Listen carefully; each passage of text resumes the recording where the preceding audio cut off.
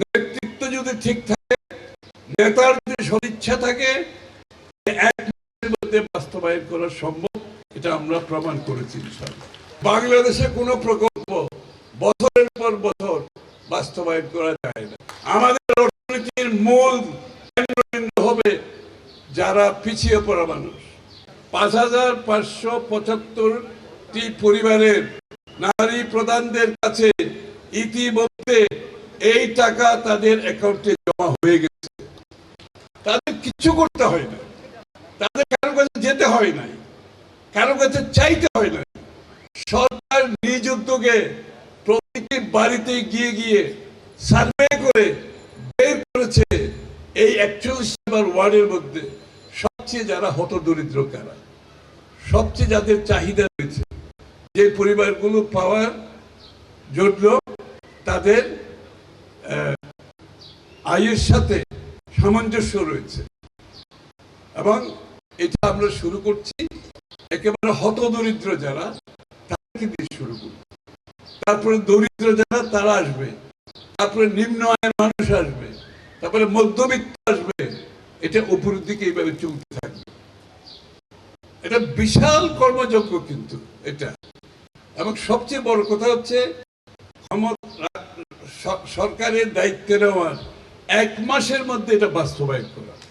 সবচেয়ে বড় কথা হচ্ছে যে বাংলাদেশে কোনো প্রকল্প বছরের পর বছর বাস্তবায়ন করা যায় না, কিন্তু লিডারশিপ, নেতৃত্ব যদি ঠিক থাকে, নেতার যদি সদিচ্ছা থাকে, ১ মাসের মধ্যে বাস্তবায়ন করা সম্ভব। এটা আমরা প্রমাণ করেছি। এবং এর জন্য আমাদের ডিসি সাহেব সহ সরকারি কর্মকর্তারা যারা এই কাজটি করেছে, এত কম সময়ের মধ্যে দিন রাত খেটে, আমি তাদের কাছে কৃতজ্ঞতা প্রকাশ করছি, তাদেরকে অভিনন্দন জানাচ্ছি। ৩৪, ৩৫ সানবিট ১ চামচে ৩০+ বাসন পরিষ্কার। সরকারি কর্মকর্তাদের সবাই সবসময় দোষারোপ করে, ওদের জন্য কিছু হয় না, ওরা কাজ করে না, ওরা জনগণের সাথে সম্পৃক্ত না। এই প্রকল্প প্রমাণ করেছে সরকারি কর্মকর্তারা জনগণের সাথে সম্পৃক্ত হতে পারে। এই প্রকল্প প্রমাণ করেছে সরকারি কর্মকর্তা এবং রাজনৈতিক কর্মী, সমাজকর্মী সবাই মিলে ঐক্যবদ্ধভাবে কাজ করলে কি হয়, মাত্র ২ সপ্তাহের মধ্যে এটা প্রমাণিত হয়েছে। এবং এই ধারা অব্যাহত থাকবে। আমি আপনাদের বলতে চাই, রহমান সাহেবের যে কল্যাণকর রাষ্ট্রের চিন্তা, এটা কিন্তু প্রথম পদক্ষেপ। যে কল্যাণকর রাষ্ট্র, একটি রাষ্ট্রের সুফল শুধু কিছু উপরের মানুষ পাবে আর বাকি লোকগুলো বঞ্চিত হবে, এই ধরনের অর্থনীতি বাংলাদেশে আমরা চলতে দেব ইনশাআল্লাহ। আমাদের অর্থনীতির মূল কেন্দ্রবিন্দু হবে যারা পিছিয়ে পড়া মানুষ, যারা হতদরিদ্র, যারা দরিদ্র, যারা নিম্ন আয়ের মানুষ, তাদের সমস্যার প্রথম সমাধান করতে হবে। এই জন্য আমাদের এই কর্মকাণ্ড অব্যাহত থাকবে।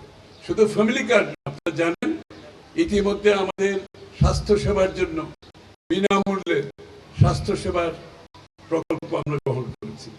আমরা ফার্মার্স কার্ড, কৃষকদের জন্য স্বল্প মূল্যে সার ইত্যাদি করে কৃষকরা অতি ফলন করতে পারে, সেটা আমরা বাস্তবায়ন করেছি। খাল খননের কর্মসূচি শুরু হয়ে গেছে। আমাদের নির্বাচনী যে ওয়াদাগুলো আছে, বাংলাদেশে কোন সরকার ১ মাসের মধ্যে সমস্ত নির্বাচনী ওয়াদা যেটা আমরা জনগণকে দিয়েছিলাম, সেই কাজগুলো আমরা শুরু করতে পেরেছি। এবং ঐক্যবদ্ধভাবে রাজনৈতিক নেতৃত্বের যদি সদিচ্ছা, নেতৃত্ব যদি জনগণের প্রতি তার ঠিক রাখতে চাই, এটা প্রমাণ ইতিমধ্যে হয়ে গেছে। আগামী দিনে এই ধারা ইনশাআল্লাহ অব্যাহত থাকবে। আরেকটা জিনিস আপনাদেরকে আমি বলতে চাই, এই যে ৫,৭৭৫টি ফ্যামিলি কার্ড দেওয়া হয়েছে, এইখানে কোনো দলীয়করণের সুযোগ ছিল না। বাংলাদেশের সব সময় দেখবেন সরকার দলীয় লোকজন সুযোগ দিয়ে যায়, সরকার দলীয় লোকজন তাদের লোকজন নিয়ে তারা সুবিধা নিয়ে যায়। কিন্তু এই প্রকল্পে কোন রাজনৈতিক কর্মী, নেতা, সংযুক্ত ছিল না।